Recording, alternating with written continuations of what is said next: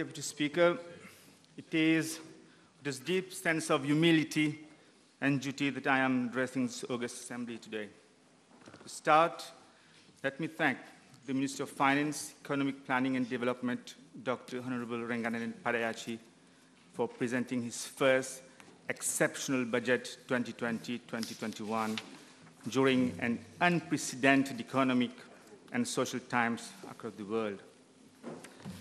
Mr. Deputy Speaker, sir, from the very outset, actually since Monday, we members in this House have been hearing from the opposition side in this one-time exceptional budget for 4 days now, 4 consecutive days now, that was just criticism, criticism, and criticism.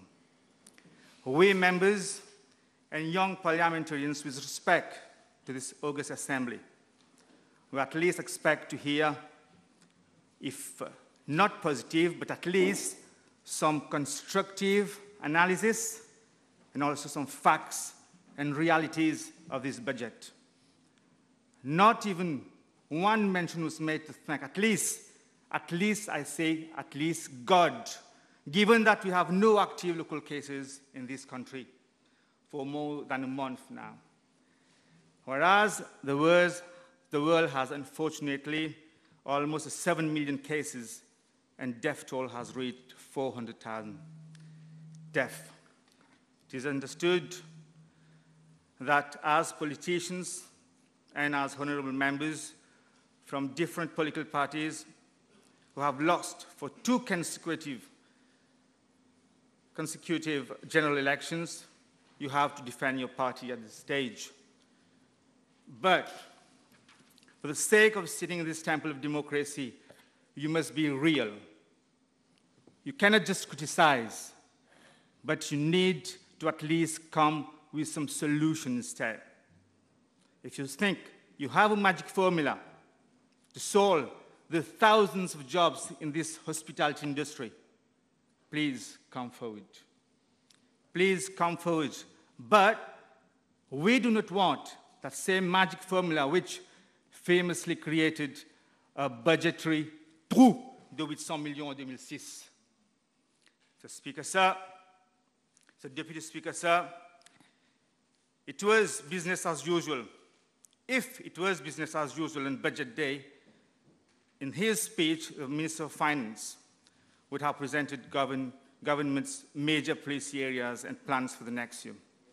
The opposition would also have given their business as usual speeches to categorically oppose the budget and, as usual, sing their Non y est pas bon song.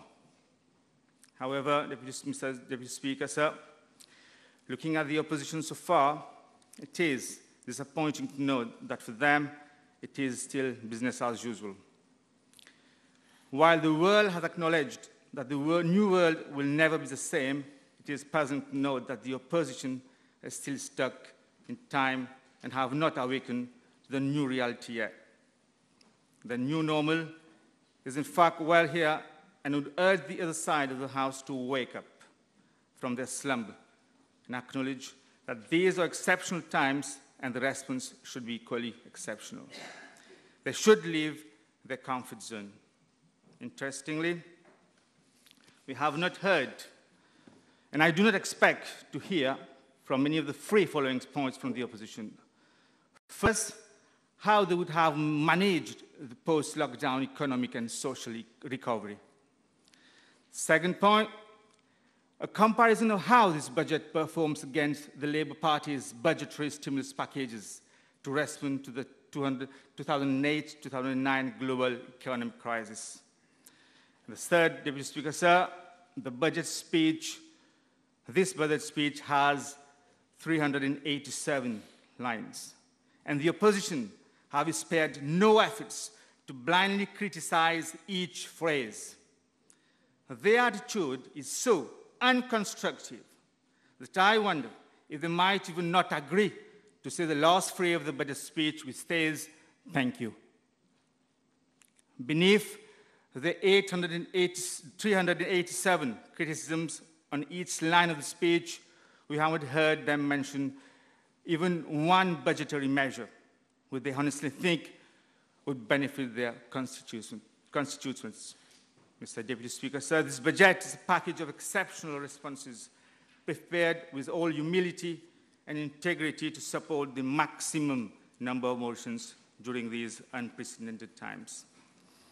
At least we expect from members of the other side of the House to be intellectually honest with the population and not to be scared of their leaders to tell the sincere truth on and try to score political points in the eyes of their leaders. I wonder, Mr. Speaker, sir, Deputy Speaker, sir, right? During the current unprecedented times where we all have to unite and demonstrate solidarity, how many members from the other side of the House will dare uphold their oath to serve the best interests of the country and vote for this budget? Mr. Deputy Speaker, sir, I would ask members of the other side to mention the famous stimulus and additional packages they so proudly presented and clapped so noisily more than a decade ago, nearly a decade ago, actually. I urge the younger members to take to task their respective leaders, who have then the chance to help the people of this country, but instead chose to support the famous Pechukopin. It is not too late. Rise and take up the challenge. Mr. Speaker, Deputy Speaker, sir, it's important sometimes to go back to history. As Honorable Babli stated last night, to go back to history is important. Going back to the history, I will say 2018 marked the 100th anniversary of the 1918 flu pandemic, also known as the Spanish flu.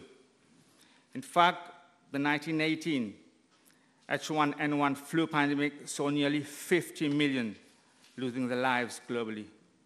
The anniversary was almost overlooked by the world, but 2 years later, a new storm in the form of coronavirus emerged to haunt and scare the world on an unprecedented scale and seen by previous generations.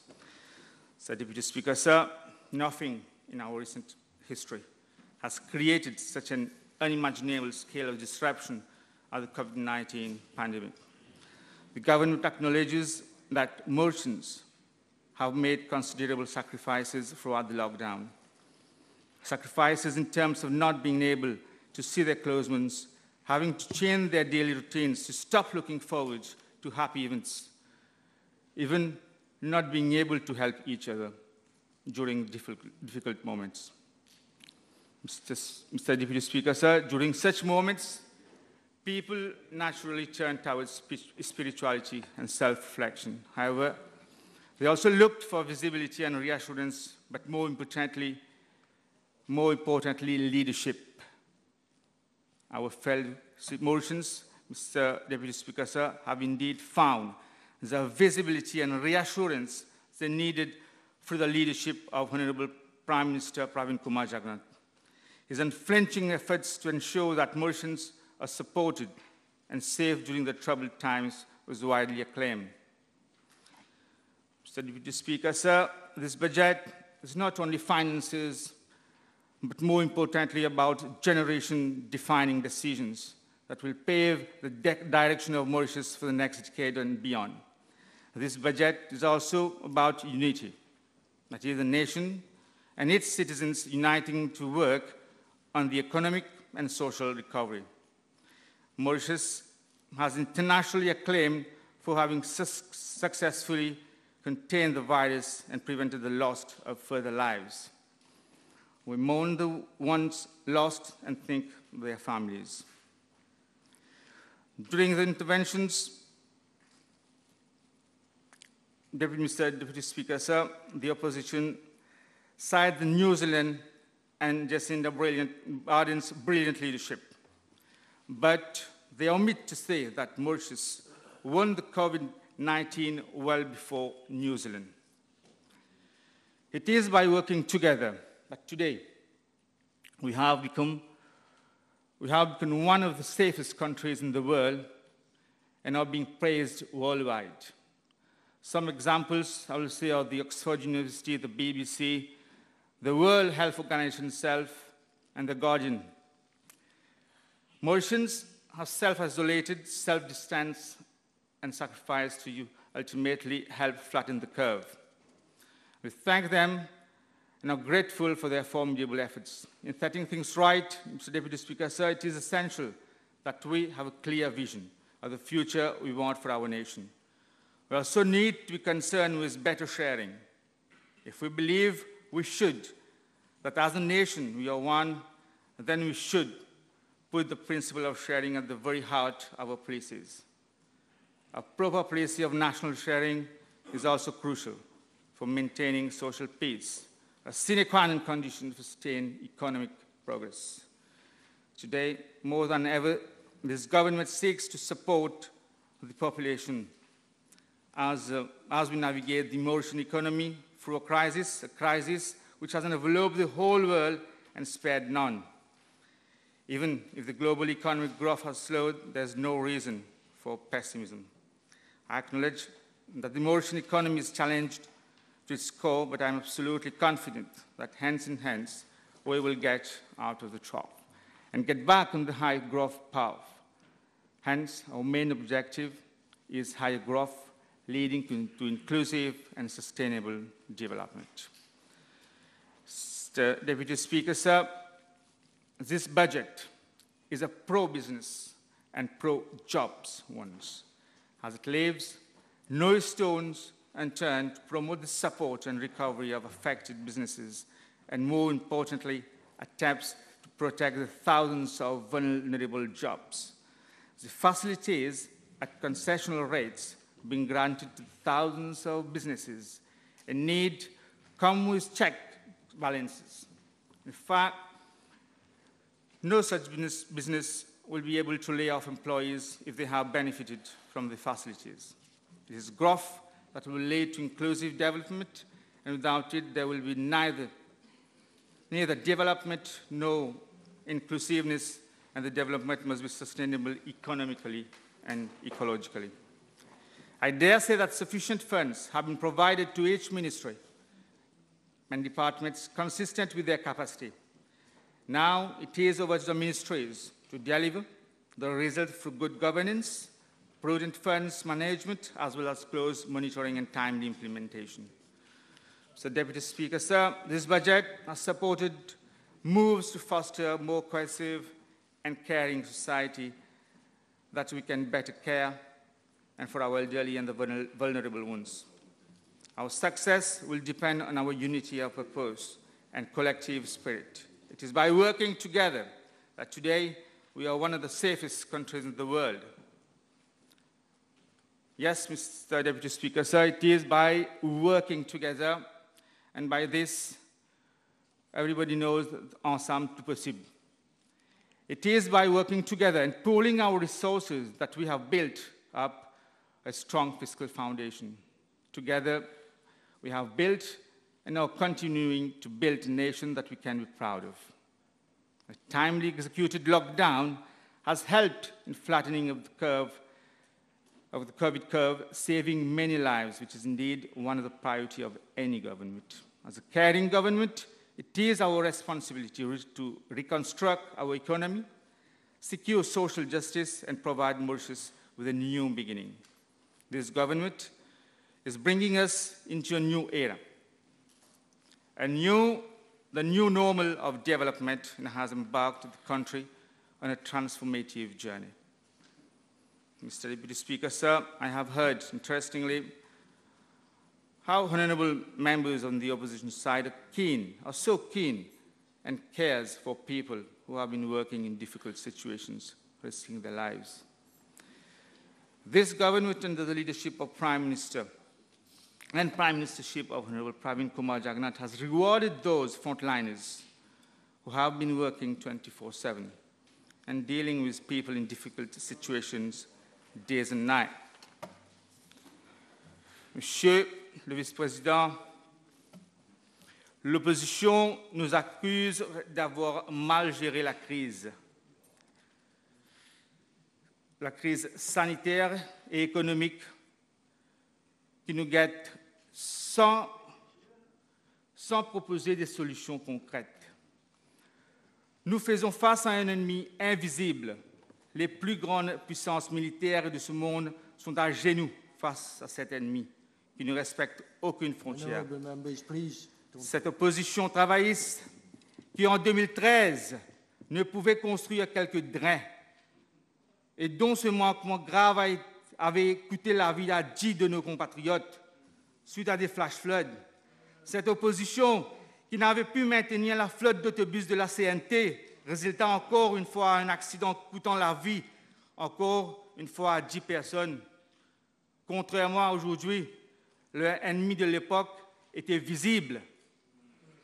L'attaque prévisible et pourtant, nous savons ce que nous avons subi, je n'ose pas imaginer. Ce que serait advenu de notre pays si les travaillistes étaient au pouvoir à ce moment que je vous parle. Aujourd'hui, ils nous reprochent d'avoir remercié que les personnels de police et de la santé. Pourtant, en 1999, alors que le pays était en pleine émeute, en pleine flamme, comme à la coutume, sous le règne travailliste des policiers qui furent mobilisés pendant plusieurs jours, essayant de maintenir l'ordre et la paix dans le pays, et pas une roupie avait été votée pour leur courage et bravoure. L'opposition vit toujours dans le passé, un passé honteux, et elle a le culot, doté d'une hystérie inconcevable, de venir nous faire la leçon, alors que nos résultats sont indéniables. Monsieur le Président, l'opposition travailliste qui vit dans un confinement politique depuis 2014 et le MMM qui subit un lockdown semblable depuis 2005 sont à court d'arguments. Pire, le PMSD, qui semble avoir devenu des experts dans le domaine de la construction pour oser prophétiser l'impossibilité de ce gouvernement d'accomplir la construction de 12 000 logements sociaux au cours des 3 prochaines années.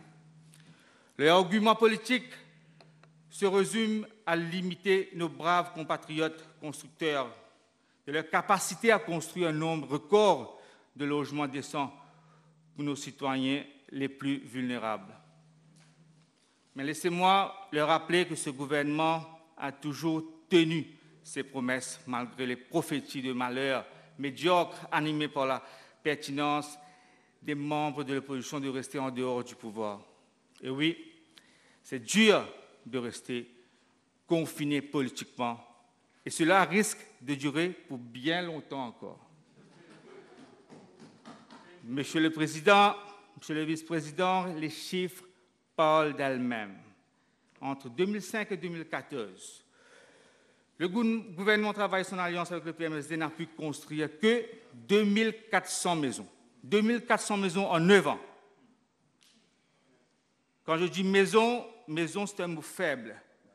C'était des bicoques honteuses pour les gens qui leur avaient fait confiance. De 2015 à 2019, pendant 4 ans, ce gouvernement a fait 2230 maisons. En 4 ans, 2200. En 9 ans, 2400. Qui dit mieux? Et là, Monsieur le Vice-président, les travaillistes et membres du PMSD sont récemment convertis en travailleurs sociaux pour encourager les squattings illégaux de nos terres, alors que le gouvernement fait tout pour régler le problème des vrais squatteuses. En disant cela, Monsieur le Vice-président, je vais donner quelques chiffres, ce qu'on a fait en 2005. En 2005, à African Town, à Riambelle, ce gouvernement, au fait, en 2005, c'était l'alliance MSM-MMM. Et s'il y avait mon collègue honorable Alan Ganou dans la circonscription numéro 14, où il a régularisé 67% de terrain.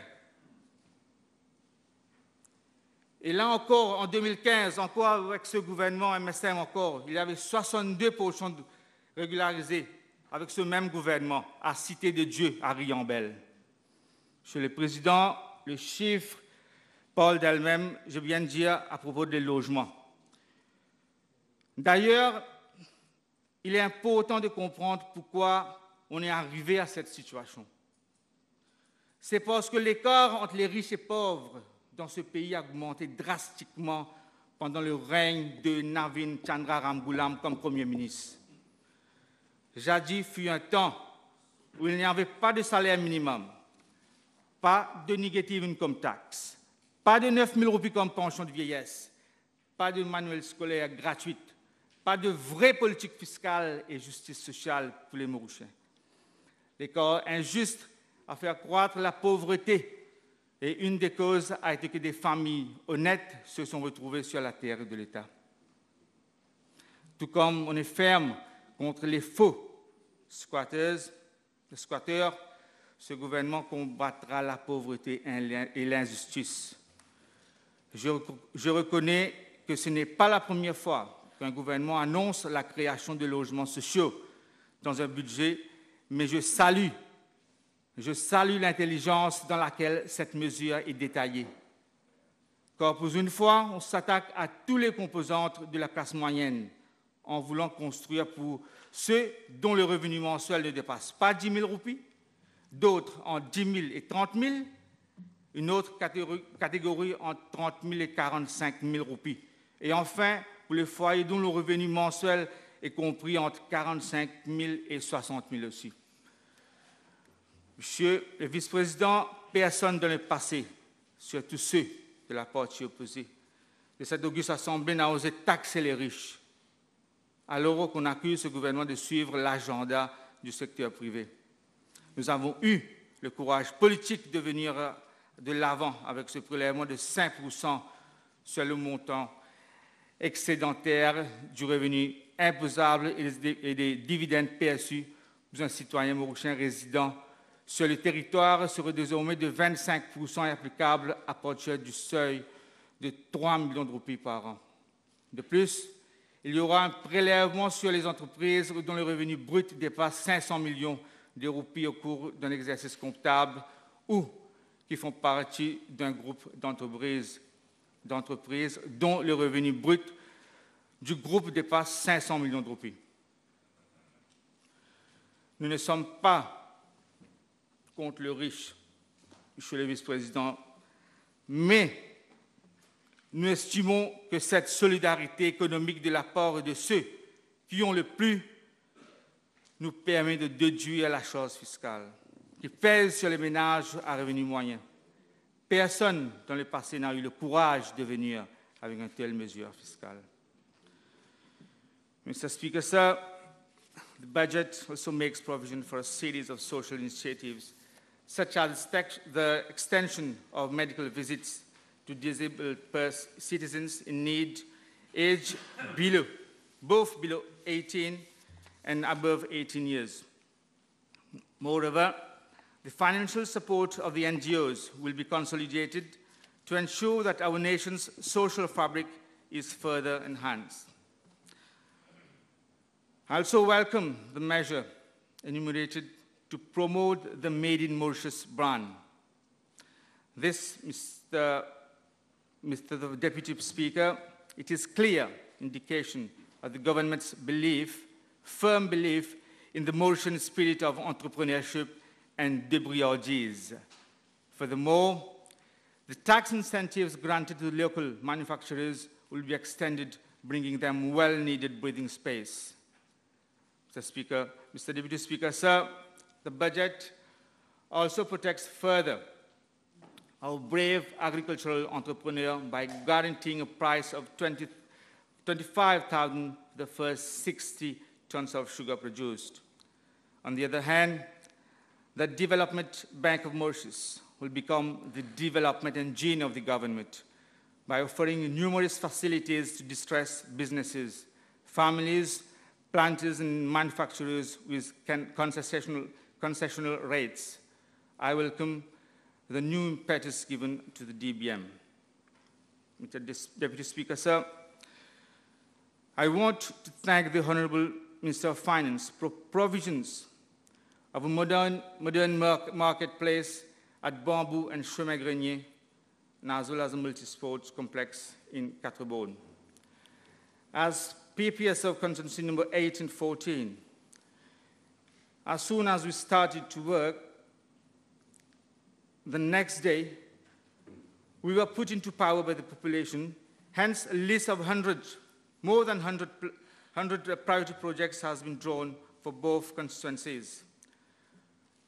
From repairing roads, constructions, and new ones, upgrading of football pitches, and the building of drains. We are not sparing any moment and opportunity to rebuild the infrastructure. The NDU, the National Development Unit, under the able ministership of Honorable Bobby Yagaram, and the team of all the PPS are ready to take the challenge in this unprecedented situation. And when we are talking about development, Mr. Deputy Speaker, sir, I will highlight a line from Honorable Uchit when he says that there is the mushrooming of amenities, new roads, and drains. This means when you say mushrooming, all these amenities are going mushrooming roads, drains, and amenities. This means that travail là peut faire. And we are on the path of development. I thank Honorable Uchit for that. Mr. Deputy Speaker, sir, I would like to place on record my appreciation to Honorable Prime Minister for his continued and unwavering support, trust, and guidance in delivering this remarkable budget. I also thank the Honorable Member of this House who have provided the invaluable contribution with tremendous insight, dexterity, and skill.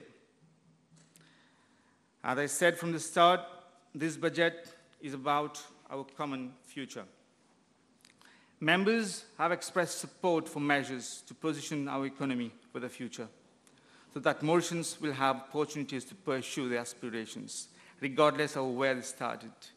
We have supported moves to foster a more cohesive and caring society, so that we can better care for our elderly and the vulnerable ones. That is why even if going through a crisis, our welfare state, such as old age pension, have been consolidated.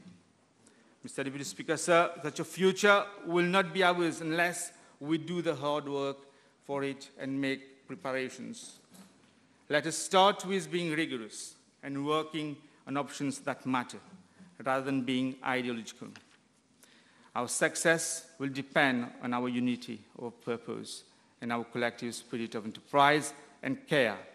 We can only make it through this journey and we work together. It is by working together and pooling our resources that we have built a strong fiscal foundation and reserves to protect and provide for us through the difficult times. It is by working together and deepening partnerships that we can build scale, create value, and ride the tide growth of the region together. It is by working together and partnering with one another's community that we can best reach out and care for our fellow citizens in need.